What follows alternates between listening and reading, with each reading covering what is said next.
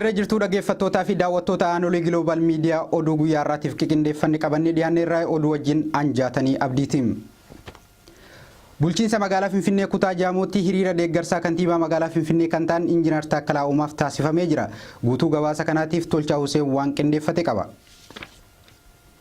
Bulchiinsa magaalaa Finfinnee kutaa Jaamootti jiraattonni magaalaa Finfinnee hiriira geggeeffataa jiru. Hiriira kanarrattis dhaadannooleewwan garagaraa dhagahamaa kan jiran yoo ta'u, ijoon kaayyoo hiriirichaa Injiinar Taakkalaa Uumaa bantii si waliin jirra kan jedhudha. Injiinar Taakkalaa Uumaa ergaa aangootti dhufee baatiiwwan muraasaa kan hin caalle yoo ta'u, saffisaa hin eegamneen hojiiwwan bobboonsaa hojjetaa jira. Kun kanaan osoo jiruu waan Oromoo tahee qofaaf duulli namoota farreen Oromoo ta'aniin irratti gaggeeffamaa jira. Qeeroon Oromoos duula diinaa kan karaa FM'wwan magaalaa Asan keessaa fi marsaa hawaasaatiin Injiinar Taakkalaa irratti baname qoolachuuf akka Injiinar Taakkalaa waliin jiran ifaatti hiriira bahanii agarsiisaa jiru. Finfinneen kan Oromiyaati. Taakkalaa Uumaa kantiibaa kenna jijjiirama kanaan ni deeggarra Dr. Abiy cinaannee hiriira jechuun sagalee isaanii dhageessisaa jiru. Hiriiricha irratti mootummaan atattamaan gaafii Oromoon Finfinnee irratti qabu deebisuu qaba. Finfinneen handhuura Oromiyaa fi magaalaa guddoo Oromiyaati. Haalduree tokko malee Oromiyaa jalatti nuuf deebi'uu qabdis jedhan. Godina Walloo Aanaa Baateetti qonnaan bultoota ganda Baatee qaammee mootummaan naannoo Amaaraa lafa isaanii beenyaa malee jalaa fudhate. Riippoortarri keenyaa godina Walloo Adam Huseen waan qindeeffate qaba. Godina Walloo Aanaa Baatee ganda qaammeetti mootummaan naannoo Amaaraa lafa isaanii beenyaa malee jalaa fudhate. Qotee bultoonni ganda qaammee beenyaan gahaan karaa seerri ajajuun argachuu dhabuu isaanii irraa kan ka'e rakkoo fi dararaa hamaa saaxilamaa jiru. Beenyaan lafa dhaabbataan irraa buqqaaniif kafalamu yeroodhaaf kafalamuu fi osoo qabuu garuu gama takka kafaluun kan itti dhiisuun isaanis dhabanii kaffaltii dhabanii rakkoo hamaa keessa jiru. Mana qotee bultoonni kun lafa isaanii irratti ijaarratan seeraan ala jechuun mootummaa naannoo Amaaraa jalaa jigsaa lafa isaanis irraa saamaa jira. Seerri mana seeraan alaa jigsuu kunis akka naannoo Amaaraatti godina Oromoo Walloo qofatti seerarra ooluun mootummaan naannoo Amaaraa jibbata uummata kanaaf qabu agarsiisaa jira.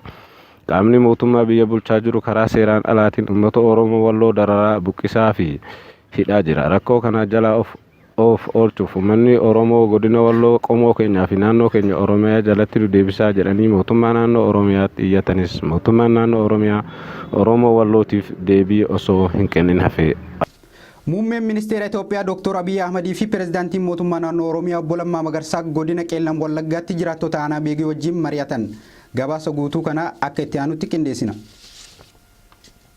Akkuma beekamu ji'oottan muraasa dura naannichatti jeequmsa uumameen nageenyi naannichaa boora'uun misoomni kan guufate yoo ta'u, guyyaa har'aas rakkoowwan saniif uummata waliin mari'atanii kallattii of duraa kan ka'an ta'uuf akka gamas imalan beekameera. Kana malees jiraattonni naannichaa mootummaan haala nageenyaa isaan mudachaa tureen walqabatee rakkoowwan misoomaa fi dinagdee isaan mudateef gaaffilee bu'uuraa tokko tokko kaasuun nageenyi naannichaa kabachiisuun gaaffilee misoomaa isaaniitiif xiyyeeffannoo akka kennu gaafatanii jiru. Mootummaanis gaaffilee hawaasaa dhageeffachuun rakkoolee isin kaaftaniif gama keenyaan furmaanni kan laatamu ta'a. Garuu wanti nuti akka mootummaatti isinirraa barbaadnu hawaasni keenya mootummaa wajjin tumsuun rakkoolee dinagdee fi misoomaa amma dura mudatan furuuf tumsa barbaachisu akka gootan jechuun ergaa isaanii dabarfatanii jiru. Lammiilee Itoophiyaa Keeniyaa irraa osoo gara Taanzaaniyaatti imalan galaanaan nyaatamanii du'an 8 sirni awwaalcha isaanii biyya Taanzaaniyaatti raawwatame. Tolchaa Huseen ammas waan qindeeffate qaba. Lammiileen Itoophiyaa Keeniyaa irraa osoo gara Taanzaaniyaatti imalan galaanaan nyaatamanii du'an 8 sirni awwaalcha isaanii biyya Taanzaaniyaatti raawwate. Reeffi isaanii Taanzaaniyaa hospitaala Taangaa keessa ji'ootaaf kan ture kaleessa bakka ergamaan addaa Itoophiyaa fi Taanzaaniyaatti ambaasaadara Itoophiyaa kan tahan ambaasaadar Yoonaas Yoosef dippiloomataa fi jiraattonni naannichaa argamanitti sirni awwaalcha isaanii raawwateera. Imbaasii Itoophiyaa Taanzaaniyaa jirutti ministeera kwaansilii kan tahan obbo Tedros Girmaa namoonni garba Hindii keessatti nyaataman kunneen umriin isaanii waggaa 16 hanga 18 kan tahanidha jedhan. Dargaggoonni kunneen bidiruu xiqqoodhaan Keeniyaa irraa ka'uun gara Taanzaaniyaa seenuuf osoo deeman naannoo magaalaa Taangaa Taanzaaniyaa keessa jirtutti erga dhiyaatanii balaa isaan mudateen akka du'an argamanin himan. balaa akkamtuu isaan mudate kan jedhu beekamuu baatus namoota biroo lubbuun oolan irraa odeeffannoon jiru akka mul'isutti osoo Taanzaaniyaa seenuuf yaalan akka du'an himaniiru. Mootummaan Taanzaaniyaa fi imbaasiin Itoophiyaa Daarussalaam jiru waliin ta'uun eenyummaa isaanii fi maatii isaanii adda baasuuf yaalaa turu himan. Haa ta'u malee maatiin har'a argama bor argama jennee barbaadaa turrus argachuu waan hin dandeenyeef murtoo mootummaatiin sirni awwaalcha isaanii raawwachuu danda'eera jedhan obbo Teedros.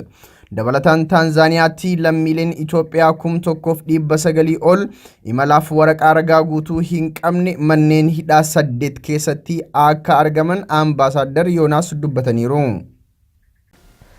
Atileet Saamu'eel Tafarraa fiigicha mana keessaatiin kiiloomeetira 1500 kaleessa Barmingamitti gaggeeffame riikaardii addunyaa cabsuun injifate. Guutuu gabaasa kanaatiif Callaa Abdallaa waan qindeeffate qaba.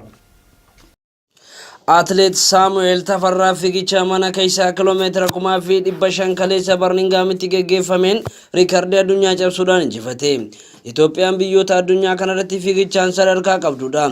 Bara atileet Abbabaa Biqilaa irraa kaasuun hanga har'aatti atileetonni biyya keenyaa maqaa fi faajjii biyya keenya addunyaa irratti mirmirsuudhaan akkatuma kanaan barumaa fi baratti maqaa biyya keenya kan yaamsisaa jiran atileetonni biyya keenya gurraandhala 17 bara 2019 atileet Saamu'eel Tafarraa fiigicha mana keessaa kiiloomeetira 1500 kaleessa Barmingamitti gaggeeffameen riikaardii addunyaa cabsuudhaan injifate. Atileet Saamu'eel Tafarraa riikaardii kana waggaa 23 booda cabsuunis beekame. Bifuma wal fakkaatuun atileet Yoomiif Qajeelchaan ammoo lammaffaa ta'uudhaan xumure. Egaan dhaggeeffattootaa fi daawwattoota keenyaa kabajamoo oduun guyyaa har'aatiif qindeeffanne kanuma fakkaata. Oduu itti aanuun hanga walitti deebinutti turtii gaarii isiniif haa ta'u.